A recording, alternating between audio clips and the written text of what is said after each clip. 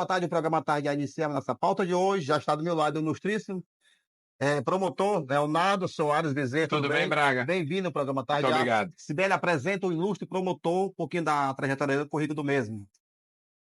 Promotor Leonardo Soares Bezerra é nascido em Campo Maior, Piauí, onde estudou o ensino médio fundamental. É bacharel em Direito pela Universidade Federal do Piauí. Na iniciativa privada, exerceu magistério e advocacia. Ocupou os seguintes cargos públicos: técnico administrativo da Universidade Federal do Piauí e delegado de Polícia Civil, tendo sido titular nas comarcas de Buriti, Pedreiras e Parnarama. Ingressou no Ministério Público do Maranhão, foi promotor de justiça titular da comarca de Passos Bons e São Francisco do Maranhão. Beleza, já apresentado o ilustríssimo promotor Leonardo Soares Bezerra. Agora a gente vai entrar na deixa da carreira de promotor. O que motivou a seguir essa carreira como promotor? Conta um pouquinho do programa Tarde. Pronto.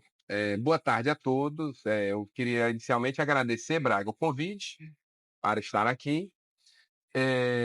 Bem, o que motivou-me a ingressar no Ministério Público? A vida da gente, às vezes, não tem uma programação muito estabelecida, nem sempre muito certa. Mas quando eu concluí a graduação, eu ingressei por concurso público, me tornei delegado de polícia e, quando delegado, eu fui trabalhar no interior do Maranhão, como já dito, e em um determinado momento eu resolvi voltar a estudar para concurso.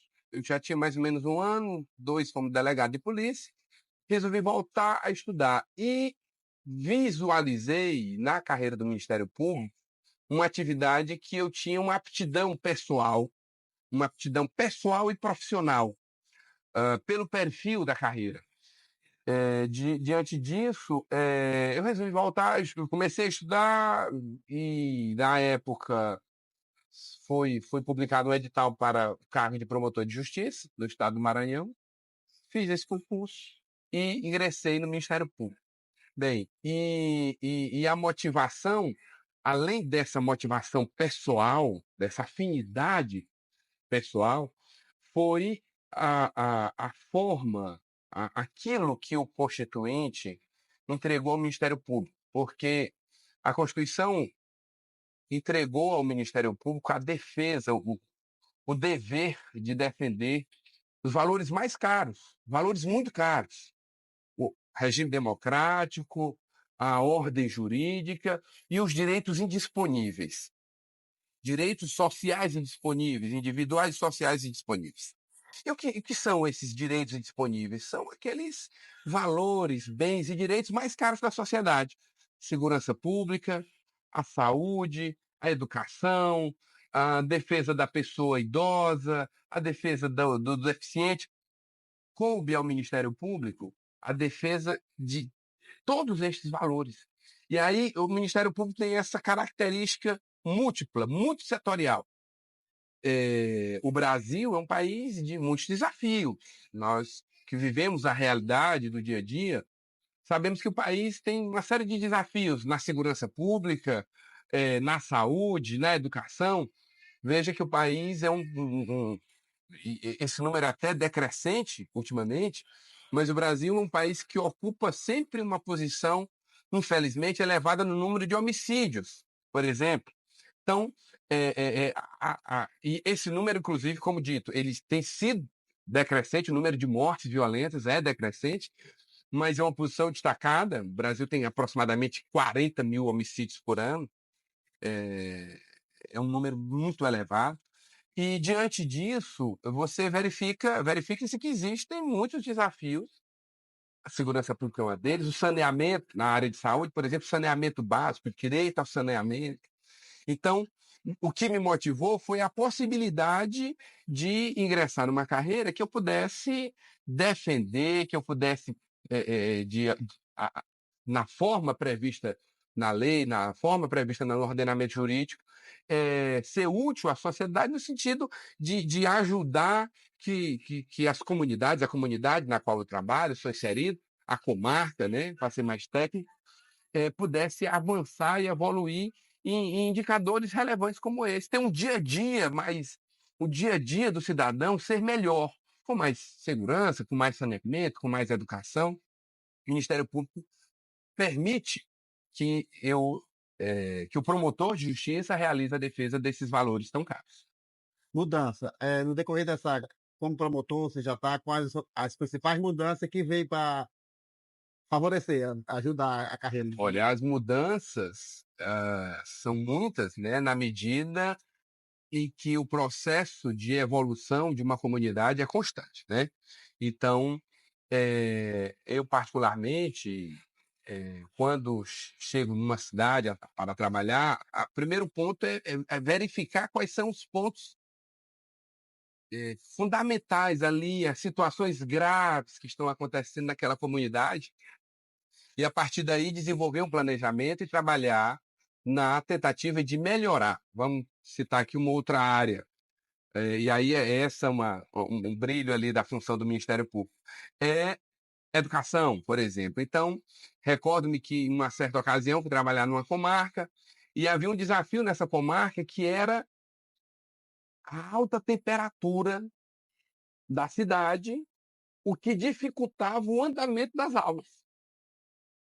Eu fui procurado por um grupo de pais, a cidade tinha escola, as escolas tinham professores, os professores não faltavam, as crianças estavam em sala de aula, mas havia um desafio. Climatizar a escola. Vamos climatizar tudo, Vamos né? climatizar as escolas. Então, veja que a função permitiu-me que eu, em conjunto com o executivo, né, a Secretaria Municipal de Educação, responsável lá pelo funcionamento da educação da cidade, nós sentássemos, dialogássemos. E os desafios são muitos, Braga, porque veja que uma cidade pequena no interior do estado do Maranhão, você vai climatizar uma escola, mas não é só climatizar. Para climatizar, a primeira coisa que tem que ter é energia. Então, eu me recordo que na época nos deparamos com esse desafio. As escolas, elas não tinham energia de qualidade o suficiente para sustentar a carga dos ar-condicionados. Os ar-condicionados foram adquiridos, mas descobriu-se que a energia não era suficiente para alimentar os ar-condicionados. Então, foi feito todo um trabalho juntamente com a concessionária de energia que prestava o serviço lá no município, com o próprio município para preparar as instalações das escolas, para que depois de instalar os ar-condicionados houvesse manutenção adequada. Então, veja que aparenta ser um simples ato de montar um ar-condicionado numa sala, tem várias questões envolvidas e, o melhor de tudo, vai afetar positivamente a vida de muitas pessoas, de todas as crianças, alunos, todos os usuários. Me recordo que um pai, numa época, esses equipamentos de medição de temperatura a laser, eu acredito, eles se tornaram muito comuns depois da pandemia, que as pessoas mediam a temperatura uns dos outros, né, para saber se alguém estava com febre, etc.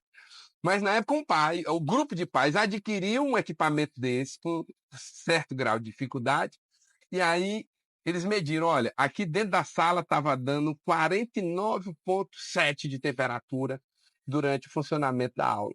Então, é uma temperatura de aproximadamente quase 50 graus, e você imagina um grupo de crianças assistir a aula numa temperatura dessas. Então, você me diz, um exemplo de uma situação positiva, eu lhe digo um exemplo de uma situação muito interessante que eu pude vivenciar no interior do Maranhão. A gente vê que sempre é cobrado quando se fala de justiça e sociedade. Sociedade sempre tem um retorno, né? Foi um caso que você expandou muito bem aí, deu o retorno e achou o foco do problema e a gente foi resolvido, né? Foi uma questão relevante, uma questão importante que pôde impactar na vida de todas aquelas pessoas. Agora, existem muitas outras situações, né? Você vai encontrando no aspecto criminal, num certo local onde trabalhei, havia índices muito relevantes de violência doméstica. De violência doméstica, filho contra a mãe, o filho agredia, lesionava a mãe, ameaçava, o contrário também, lesão marido, mulher. ameaças, crimes, né, contra a mulher no geral. E aí foi possível, juntamente com a Secretaria de Assistência Social, implementarmos um programa para que os agressores tivessem, além da resposta criminal, nos casos em que havia condenação e etc., também tivessem acompanhamento para que se modificasse o comportamento daquele sujeito, para que se modificasse o comportamento dele, para que ele não voltasse a repetir um episódio de violência contra uma mulher, e no sentido de ter um diálogo muito aberto com os jovens, porque os jovens no futuro seriam adultos que teriam esposas, que teriam filhas, que teriam que têm mães e que por sua vez poderiam. Então, nós fizemos um trabalho lá muito forte. Era um programa chamado Refletir para Conviver. Então, as pessoas que eram condenadas, que respondiam processo por violência doméstica, eram obrigadas a participar de rodas de conversas com profissionais da área de psicologia, de serviço social, de medicina, do direito, comigo, com o juiz da comarca, com o delegado, para que, por meio do diálogo, eles ficasse mais claro para eles a reprovabilidade daquelas condutas para que não voltassem a repetir. Em relação aos mais jovens, para que nunca praticassem. Então, é um exemplo de uma situação em que você pode impactar também ali na vida dos cidadãos, das pessoas daquela cidade. Uma situação que não está no nosso roteiro, mas queria te perguntar, inteligência artificial. Tá Opa! ajudando muito alguns A meios. inteligência artificial é uma coisa que está chegando, né? E digo que desde que eu ingressei no Ministério Público, o Ministério Público tem de forma muito presente, muito constante, buscado a tecnologia como ferramenta para melhorar a nossa atividade finalística. Ou seja, utiliza-se a tecnologia para melhorar o trabalho, para melhor atender o cidadão que busca o Ministério Público, que busca a Promotoria de Justiça. E a inteligência artificial é mais uma dessas ferramentas. Quando eu ingressei no Ministério Público, todos os processos eram físicos, eram manualmente digitados e eram físicos. Ou seja, tudo que era feito no equipamento, no computador, era impresso, ia para dentro de um volume e aquilo se tornava-se um processo. Hoje praticamente não existem mais processos físicos, todos os processos são digitais, utilizam-se de ferramentas algumas de auto-preenchimento, ou seja, você digita o CPF de alguém, se ela já estiver no banco de dados do Ministério Público, tem-se já imediatamente o cadastro completo daquela pessoa, então não há necessidade de cadastro, muitas vezes, de qualificação de alguém. Então, são ferramentas que se foi utilizando, a assinatura eletrônica, que confere maior autenticidade, menor risco de fraude numa assinatura de um documento. Então, são ferramentas que foram sendo implementadas desde que eu de lá ingressei. E a inteligência artificial é uma discussão do dia. Hoje, todo dia se discute isso.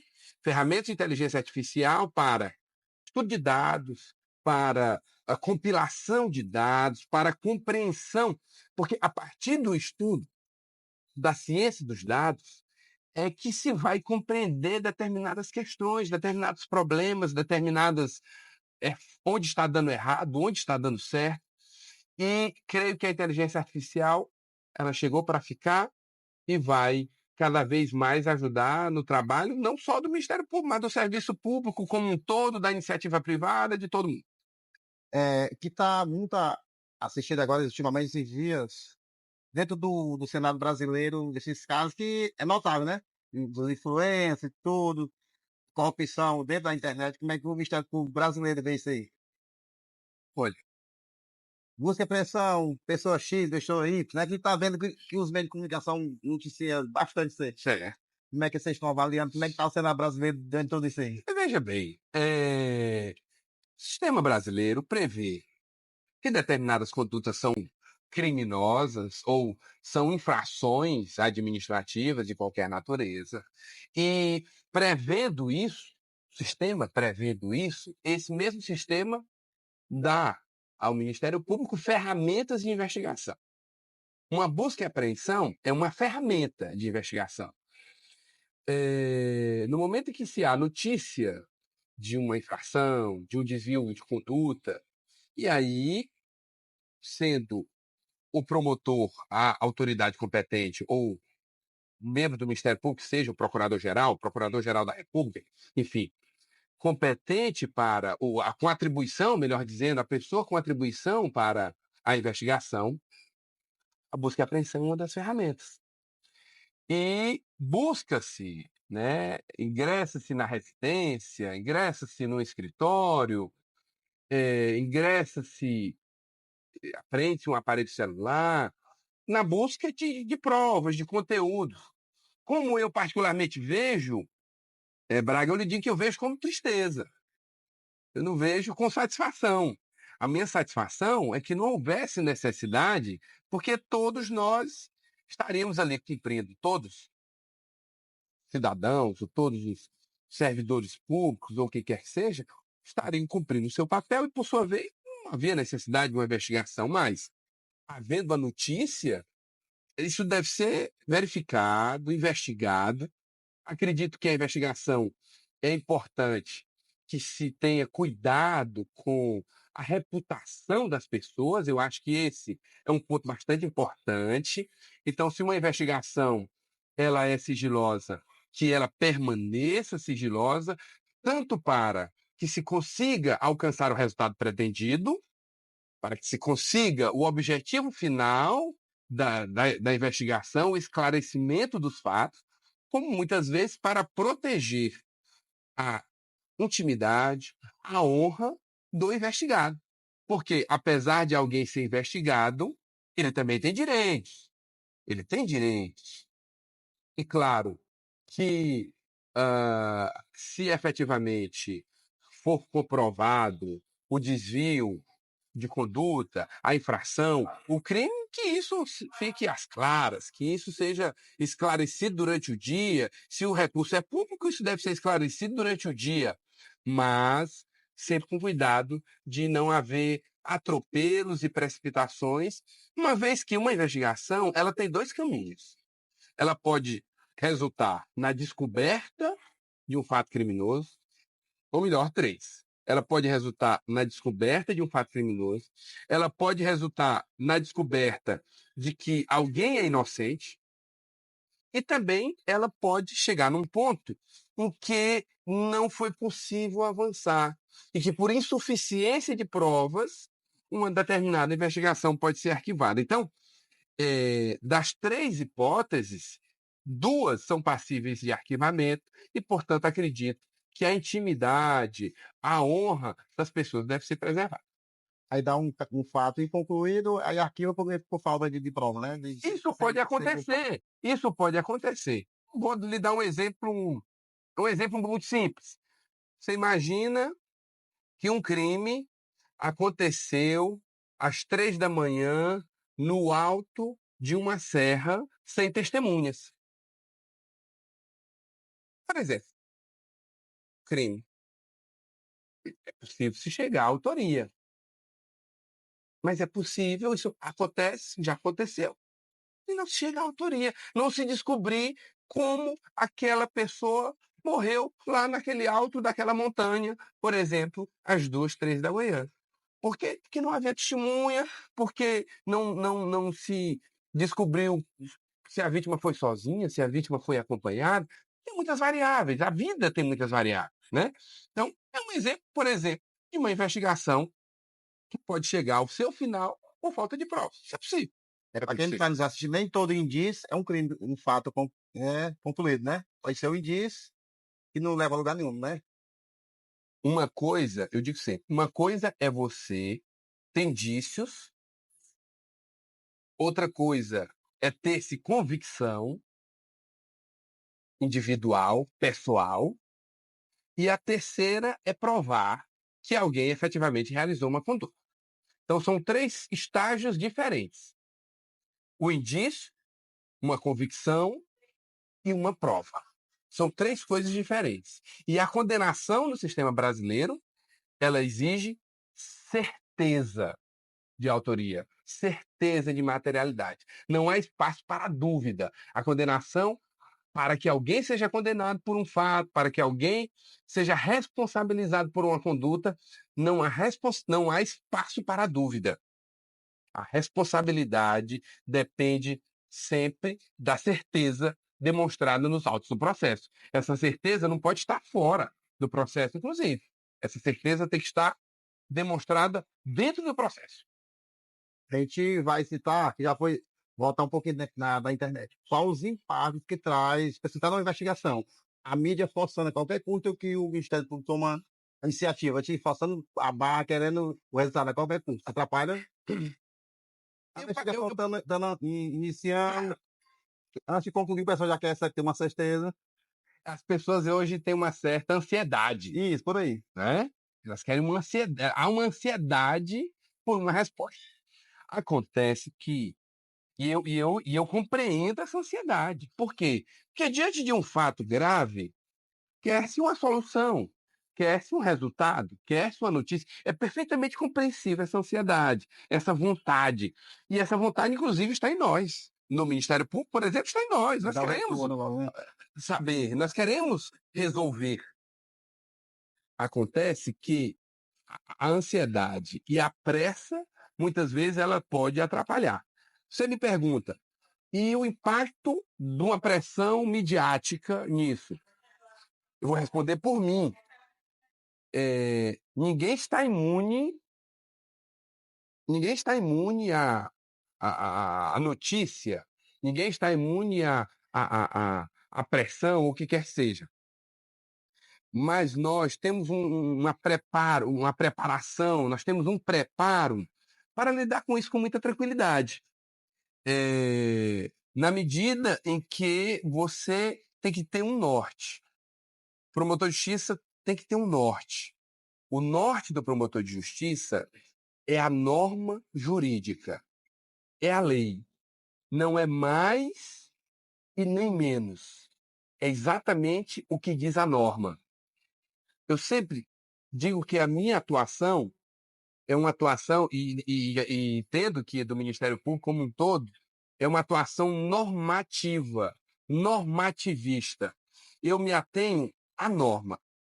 Pouco importa a minha opinião pessoal, pouco importa a minha convicção.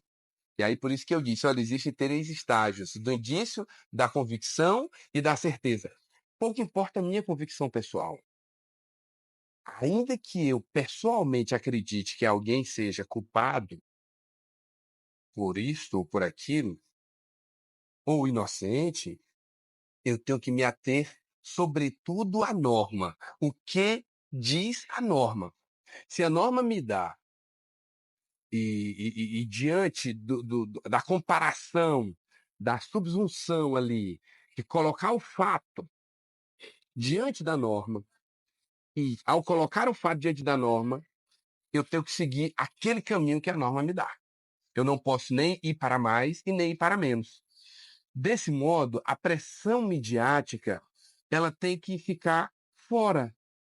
Ela tem que ser, ela não é um elemento normativo para a minha tomada de decisão, para a tomada de decisão do promotor de justiça. O elemento volitivo para ele, o elemento motivador da decisão é a norma jurídica. E aí, se a norma determina que o caminho seja aquele, deve-se buscar aquele caminho. Então, eu entendo que a pressão midiática é normal, é natural, a ansiedade das pessoas de querer ver justiça, de querer ver a solução, da família, muitas vezes, de uma vítima, é extremamente normal e até tem uma preocupação muito forte com a vítima, na medida em que eu acredito, eu vejo que a vítima muitas vezes é esquecida dentro do processo, sobretudo do processo criminal. a vítima, não existe um complexo de direitos da vítima. Existe ali uma enumeração de direitos do réu, do acusado, bem esclarecido na Constituição, no Código Penal, no Código de Processo Penal, mas não existe uma enumeração de direitos da vítima. Isso é uma pena. Eu me refiro de forma escrita, de forma clara na norma. É direito da vítima isto e aquilo. Então, eu busco tratar a vítima com muita atenção, com muito cuidado. E se a vítima não está mais entre nós, né? Eventualmente uma vítima de um crime de homicídio, por exemplo, a sua família, com aquela ansiedade, com aquela intenção de ver o resultado. E ao tratá-los com esse cuidado, eu entendo que é natural que eles tenham essa ansiedade. Mas o meu foco vai ser em tratá-las com maior respeito e dignidade, mas olhando para a norma, para que a norma solucione o caso.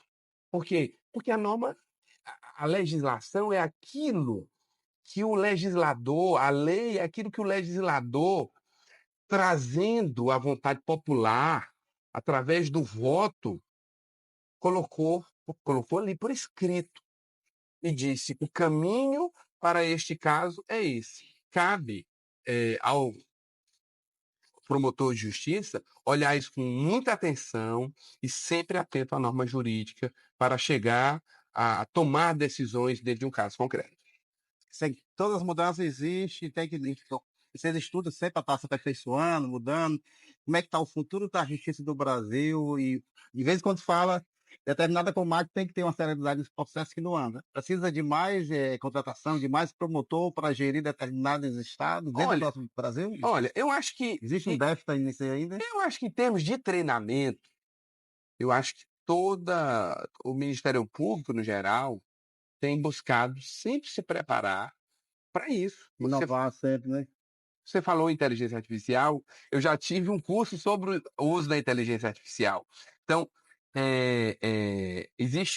os ministérios públicos, em geral, eles possuem escolas, os centros de aperfeiçoamento. E essa busca por aperfeiçoamento ela é constante, é normal e faz parte do trabalho. Encaro isso com muito prazer e com muita naturalidade. E você toca num desafio. O volume processual, a maior celeridade no julgamento de determinados processos. Bem, o Brasil, e aí eu volto para a norma. O Brasil tomou uma decisão, por meio da Constituição, de amplo acesso à justiça. No Brasil, o acesso à justiça é amplo. Toda violação ou risco de violação ao direito poderá ser submetida ao Poder Judiciário. Portanto, é um país que possui uma abertura, um acesso amplo ao Poder Judiciário e as pessoas buscam o Poder Judiciário. Eu acredito que o Poder Judiciário com maior volume de processos no mundo é o brasileiro. Não existe igual no mundo. Por quê? Porque a própria Constituição garante esse acesso amplo e porque muitas formas de acesso à justiça se dão de forma gratuita. O sujeito processa outro e é gratuito ingressar com ação judicial. E talvez você me olhe até com uma certa estranheza, porque na grande maioria dos países cobra. E eu não falo pagamento de honorários ao advogado, a alguém que vai prestar um serviço. Se cobra para ingressar com uma ação na justiça altíssimos valores. É mais vantajoso, muitas vezes, celebrar um acordo pagando uma elevada quantia em dinheiro do que levar a questão ao Poder Judiciário, tanto pelo risco do resultado, como pelas custas processuais que são cobradas. Então, no Brasil é diferente. No Brasil, se tem acesso à justiça de forma ampla. O juizado especial, por exemplo, é um exemplo que qualquer cidadão, inclusive sem necessidade de advogado, pode processar Uma empresa pode processar uma outra pessoa e sem que seja cobrado nada dele, financeiramente falando, realmente. Então, eu não estou dizendo que isso é um problema. Eu estou dizendo que essa foi a decisão do legislador e do sistema judiciário brasileiro. Isso não é uma crítica, é uma constatação, é uma realidade. E, diante disso, as pessoas buscam muito o Poder Judiciário. A cúpula do Poder Judiciário no Brasil é o Supremo Tribunal Federal. O Supremo Tribunal Federal julga milhares de processos por ano. São 11 ministros que julgam milhares de processos por ano. Para você ter uma ideia, uma Suprema Corte dos Estados Unidos, que é um país que eventualmente a gente compara, né? Ela julga uma centena de processos por ano. Certo? Então, veja bem, há um volume, isso aqui é um ponto, que precisa ser discutido. Há um volume de processos muito grande no sistema judiciário brasileiro. E isso demanda o quê? Isso demanda mão de obra. Isso demanda tecnologia, demanda mão de obra. A inteligência artificial está aí para ajudar a avançar algumas atividades que precisavam. Desculpa. Que precisavam de um ser humano para desempenhar a função. Algumas atividades vão ser desempenhadas pela inteligência artificial. Isso certamente conferirá maior rapidez e agilidade no julgamento de processo. Eu queria que você deixasse um conceito para quem vai nos assistir. Todos os processos têm que enxergar o Ministério Público ou pode ser uma coisa mais simples que dá para resolver só no distrito, não precisa ser julgado pelo Ministério Público? Não, eu digo, o Ministério Público não julga, para ficar claro, certo? Os processos são julgados pelo Poder Judiciário. O Poder Judiciário, o juiz é quem julga. O Ministério Público desempenha uma função dentro do processo. Cada processo, uma função diferente. Às vezes, o Ministério Público promotor é o autor do processo. Às vezes, o promotor o fiscal da ordem jurídica, atua ali na defesa da ordem jurídica, como um terceiro interferindo no processo, mas efetivamente os processos são julgados no Poder Judiciário. Mas o que eu digo é que, às vezes, falta aos cidadãos, ou às vezes falta aquele usuário do serviço, ele buscar solucionar o ponto pela comunidade, dentro da própria comunidade. E eu não estou dizendo para não buscar o Ministério Público, pelo contrário, o Ministério Público está de portas abertas. Mas, às vezes, uma pessoa pode, por si própria, solucionar uma questão com outra a partir de uma conversa. Mediador. E isso. Mediar um conflito. Não, e há, inclusive, iniciativas do Poder Judiciário e do Ministério Público, por meio do SEJUSC, de câmaras de conciliação, para solucionar as questões ali de forma conciliada, de forma harmônica, por meio do diálogo. O que nem sempre é possível. Mas eu digo que esse é um bom caminho. Sempre é um bom caminho. E vai ajudar e de forma mais rápida, porque o cara não vai fazer uma briga que ele vai passar por um ano, ele pode resolver É um bom caminho pelo desgaste pessoal, que é travar um processo na justiça, pelo desgaste, muitas vezes, econômico. Na medida em que não há custo, eu não disse que não há custos. Eu disse que há várias iniciativas que o acesso é gratuito, mas que a justiça, em determinadas causas, se cobra custas judiciais. Há custos judiciais, há custos com profissionais envolvidos, honorários dos advogados. Advogados e etc. Há um movimento ali da máquina. Então, às vezes é de interesse até do próprio advogado, é de interesse do promotor, como parte, muitas vezes, que se solucione aquilo de forma amigável para que se tenha tanto um resultado melhor, como um resultado mais eficiente, mais eficaz, que atenda à necessidade de todos. Que, no final das contas, ao final da atividade, o que se quer? O que se quer é que as pessoas tenham uma vida melhor. As pessoas enfrentem menos esses problemas, aquilo que está lhe afetando. Ou numa causa criminal, ou numa causa civil, ou numa discussão quanto a uma dívida, enfim, o que se quer é isso ao final. Muitíssimo obrigado. Conteúdo em cima da média, o programa Tarde A busca levar informação com precisão. Foi incrível me receber e trazer essa informação para o nosso programa Tarde A. Só tenho a agradecer e você vai levar o nosso legado, que é a nossa caneca, pensada e personalizada dessa forma. Abre Pronto. Eu agradeço mais uma vez o convite, agradeço aqueles que estão nos assistindo, espero nesse curto espaço de tempo, ficou muito bonita a caneca, né?